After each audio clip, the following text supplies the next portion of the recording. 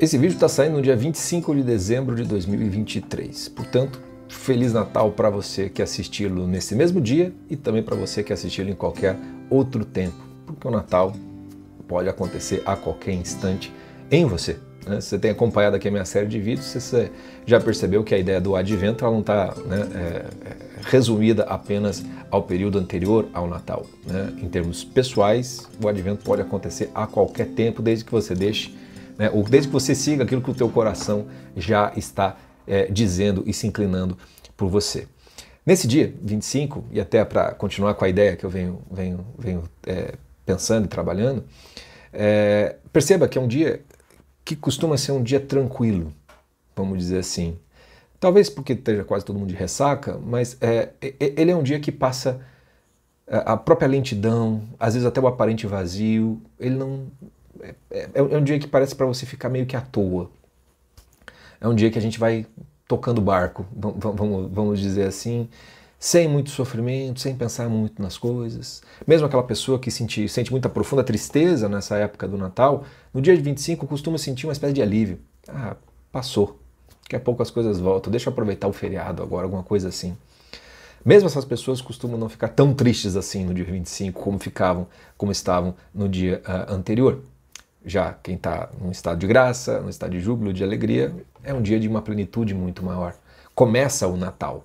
Né? Nós temos 8 dias, a oitava do Natal. O Natal não é só o 25, está só começando uma semana absolutamente inigualável no ano como um todo. Né? No qual é um estado de graça que mesmo que você não esteja em estado de graça, ele te toca em alguma medida. É uma semana de se aproveitar muito para se contemplar a vida, a realidade e escutar o próprio coração. A ideia que eu pensei sobre o Natal é comentar uma pintura, né? A ideia do exercício de imaginação que desde o começo do primeiro vídeo eu estou fazendo, vamos continuar aqui. Nesse vídeo eu vou colocar aqui na tela uma pintura de um português chamado Domingos Sequeira. Esse quadro foi pintado em 1828 na cidade de Roma, no momento em que o Domingos não estava passando por algo alegre e feliz, né? Embora estivesse em Roma, ele não estava ali por vontade própria. Domingos é um português e por questões políticas lá de Portugal da época, ele foi proibido, ele foi expulso da cidade, foi proibido de voltar para Portugal. Né? E, portanto, ele estava exilado em Roma.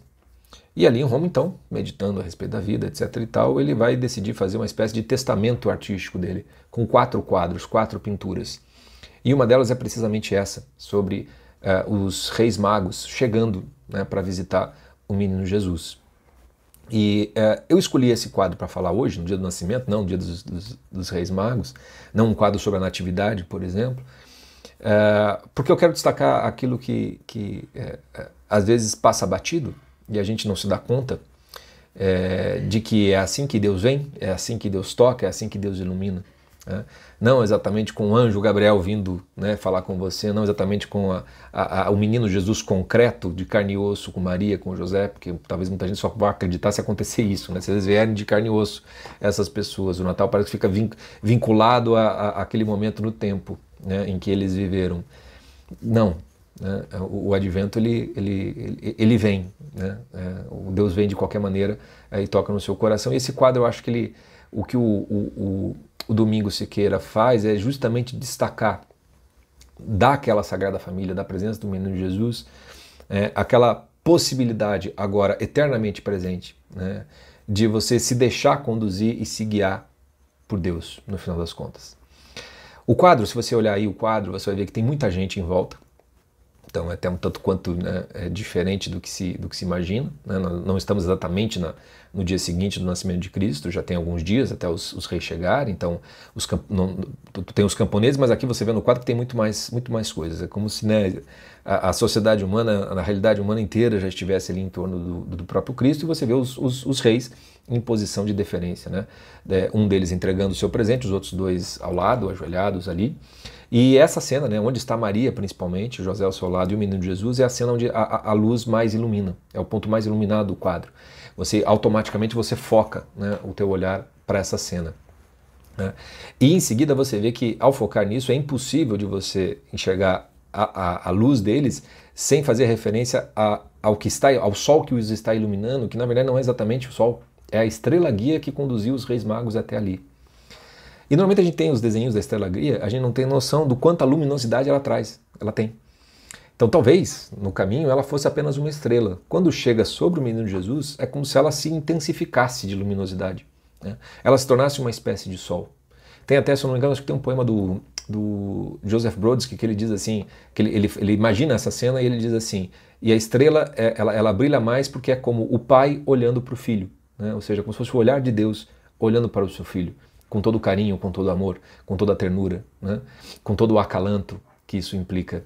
E eu acho que esse quadro tem exatamente isso por conta da luz.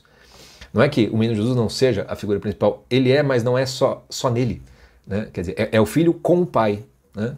Simbolizado nesta união que é do próprio Espírito Santo, né? Que é a presença, né, simbólica através da estrela guia. O símbolo da estrela guia é interessante aqui, né? O Bento XVI, no livro sobre a infância de Jesus, tem um trecho que eu também todo Natal eu medito a respeito, que ele diz o seguinte: ao entrar no mundo pagão, a fé cristã devia enfrentar novamente a questão das divindades astrais. Por isso, Paulo, nas cartas do cativeiro aos Efésios e aos Colossenses, insistiu fortemente no fato de que Cristo ressuscitado venceu todo o principado e potestade do ar e domina o universo inteiro. Nessa linha se situa também a narrativa da estrela dos magos. Não é a estrela que determina o destino do menino, mas o menino que guia a estrela. Caso se queira, poder-se-ia falar de uma espécie de guinada antropológica. O homem assumido por Deus, como aqui se mostra no Filho unigênito, é maior do que todos os poderes do mundo material e vale mais do que o universo inteiro. O que me chama a atenção desse trecho é quando ele fala, não é a estrela que determina o destino do menino, mas o menino que guia a estrela. É como se os astros já não fossem capazes de nos orientar, seja espacialmente na vida, seja em relação à dimensão de profecia, de futuro, né? Coisas que depois a igreja iria condenar na astrologia. É como se a astrologia fizesse morta aqui. Ela já não importa, né? Como diria Camões nos Lusíadas, um valor mais alto se alevanta do que tudo isso. É o menino. É ele que nos guia. É para lá que temos de ir. Se ele vem, e o advento é ele vir, Deus vir, ele veio. A partir do momento em que ele veio, e nós somos avisados disso, nós temos então de fazer o movimento da ida. Se por um lado nosso coração diz sim de modo imediato, a nossa vontade tem que ser correspondente e caminhar em direção a eles. De certa maneira, os 3 reis magos simbolizam o movimento, a travessia que a gente tem de fazer. Só que a gente não faz com base no nosso achismo, mas conduzido por essa estrela guia, que não deixa de ser símbolo da mesma coisa do coração que diz sim, do Segatachaya, do menino que conheceu Jesus, que não deixa de ser os pulos de alegria no ventre de Isabel dados por João Batista, que não deixa de ser uma tristeza comungada de um casal que não tem filhos, como no conto do Marx Rebelo que eu falei no vídeo de ontem. Que não deixa de ser essa luminosidade, esse momento de lucidez. Você se lembra do trecho do Lavelle, no qual ele, até vou recuperar ele aqui, quando ele diz, onde é que tá? Aqui. Há na vida momentos privilegiados em que parece que o universo se ilumina, que a nossa vida nos revela a sua significação, que queremos o destino mesmo que nos coube como se nós mesmos o tivéssemos escolhido. Essa luz brilhando é esse momento de lucidez, onde tudo está explicado, de certa maneira. O dia 25 é o dia em que isso mais brilha. A oitava, os 8 dias do Natal, essa luz está brilhando com muito mais intensidade, com muito mais força do que em qualquer outra época. É o menino que guia essa estrela, o que significa dizer que ao sermos guiados por ela, estamos indo em direção a ele. As epifanias que a gente sente, esses momentos de lucidez que a gente sente, são o nosso próprio coração nos indicando o caminho. É essa estrela guia que está nos conduzindo.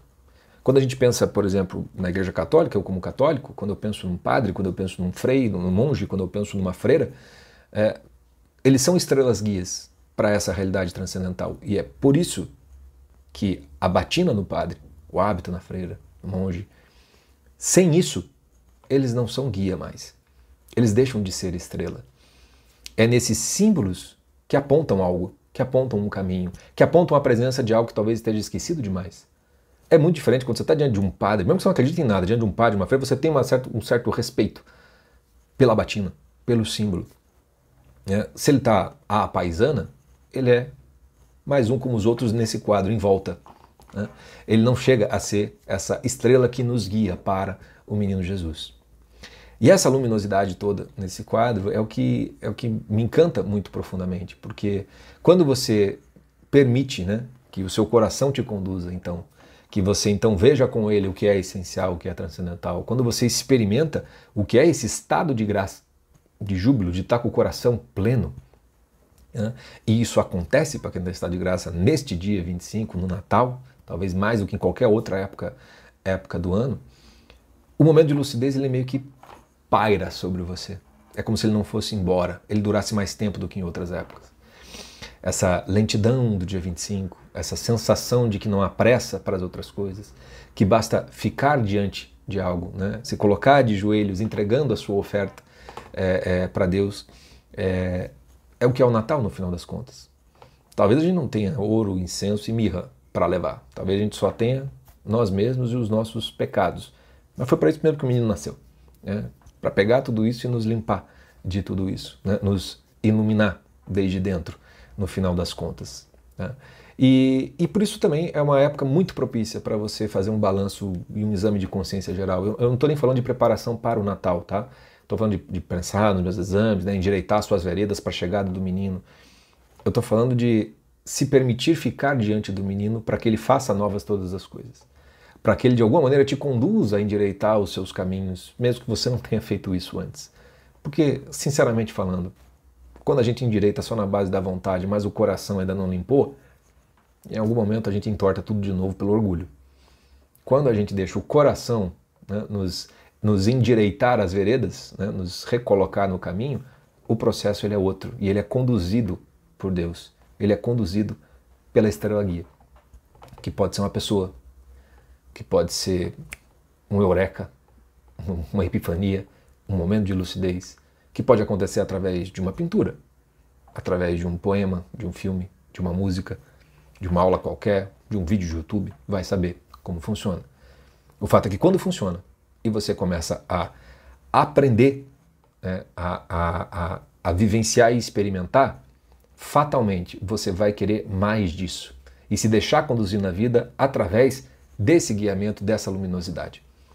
Depois que Jesus Cristo morre, vem o Espírito Santo em forma de foguinho, né, labareda de fogo em cima dos apóstolos. E é assim que ele vem para cada um de nós. Não como uma criança de carne e osso, mas em espírito, algo se ilumina, algo arde dentro de você. Os discípulos de Emaús, eles só sabem que estão falando com Jesus Cristo por aquilo que queima dentro do coração deles, do peito deles. É assim que Deus vem. E não há outra época, senão essa semana, mais propícia para você sentir esse, se não esse ardor, ao menos esse acalanto, né? Essa docilidade do coração, em alguma medida. Abre-se uma espécie de, né, se comove um pouco mais o coração nesse período do ano. Tem um poema de Natal do Vinícius de Moraes que eu gosto muito dele, porque parece que ele não está falando de Natal, mas ele está falando justamente dessa plenitude que significa o Natal. Ele expressa nessa plenitude a vida como um todo. Não com tudo que tem de triste, de ruim, de trágico e com tudo também que tem de bom, isso tudo. Mas é como se tudo isso fosse, digamos assim, menos perto daquilo que brota, que nasce, que se recria nessa época do Natal.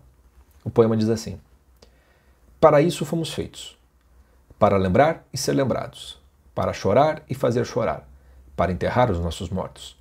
Por isso temos braços longos para os adeuses, mãos para colher o que foi dado, dedos para cavar a terra. Assim será a nossa vida. Uma tarde sempre a esquecer, uma estrela a se apagar na treva, um caminho entre dois túmulos. Por isso precisamos velar, falar baixo, pisar leve, ver a noite dormir em silêncio. Não há muito o que dizer. Uma canção sobre um berço, um verso, talvez, de amor, uma prece por quem se vai, mas que essa hora não esqueça e por ela os nossos corações se deixem, graves e simples. Pois para isso fomos feitos. Para a esperança no milagre, para a participação da poesia, para ver a face da morte. De repente nunca mais esperaremos. Hoje a noite é jovem. Da morte apenas nascemos, imensamente. Acho esse poema lindo, maravilhoso, porque ele vai enchendo o teu coração até transbordar nesse nascemos imensamente. Porque para isso é que fomos feitos mesmo, para a esperança no milagre, para participar da poesia, que é a própria encarnação do Cristo no seu coração. Feliz Natal e os vídeos continuam.